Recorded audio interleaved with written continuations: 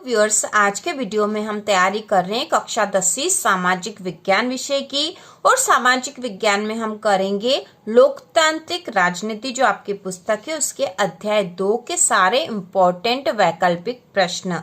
इसके पहले हमने अध्याय 1 के वैकल्पिक प्रश्न जो कि महत्वपूर्ण है उनकी तैयारी भी करी थी, और इस प्रकार से हम वार्षिक परीक्षा की तैयारी शुरू कर दी हमने। तो शुरू करते हैं। सबसे पहला जो वैकल्पिक प्रश्न है, सही विकल्प का चयन कीजिए, इस तरह का प्रश्न है। और इसमें पहला है, बेल्जियम में सरकार है। तो बेल्जियम में कैसी सरकार है? संघीय, एकात्मक, तानाशाह या कोई नहीं? तो यहाँ आएगा उत्तर संघीय। बेल्जियम में संघीय सरकार है। इसके बाद अगला जो क्वेश्चन है, कौन सा विषय केंद्र सूची में नहीं है?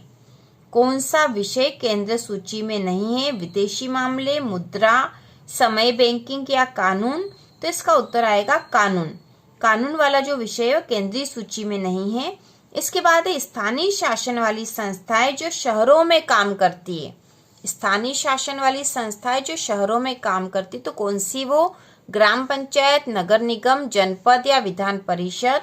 तो इसका उत्तर आएगा नगर निगम। नगर निगम जो है वह शहरों में काम करती है। इसके बाद अगला है, केंद्र और राज्यों के बीच विवादों का निपटारा करता है।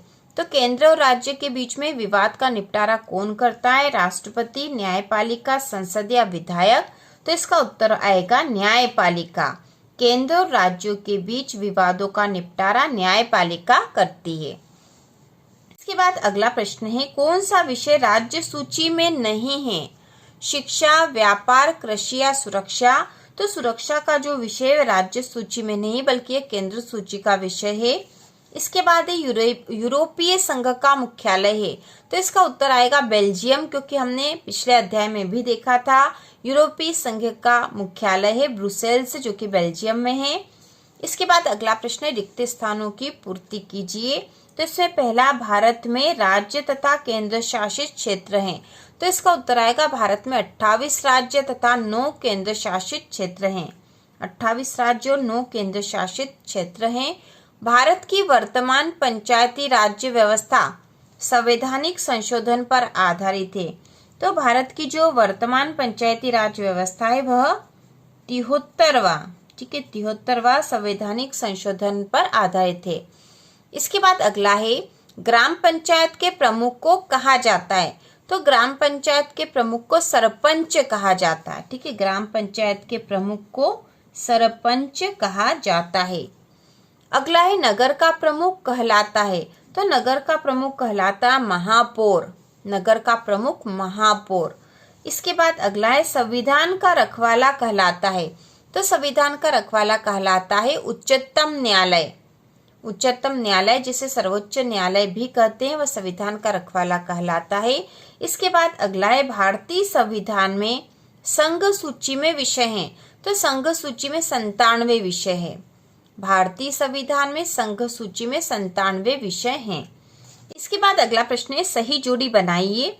तो इसमें खंड अ में सूची अ में दे रखे संघ सूची, राज्य सूची, समवर्ती सूची, नगर निगम और ग्राम पंचायत, जबकि सूची ब में दे रखा शिक्षा, संचार, कृषि, पंच और महापौर। तो सबसे पहला जो है इसमें संघ सूची, यह इसमें आ जाएगा संचार, क्योंकि संचार का जो विषय वह संघ सूची में है। दूसरा है राज्य सूची।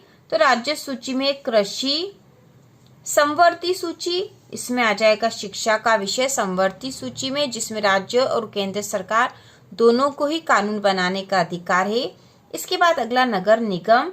नगर निगम में होते हैं महापौर। और ग्राम पंचायत, तो ग्राम पंचायत में आ जाएगा पंच।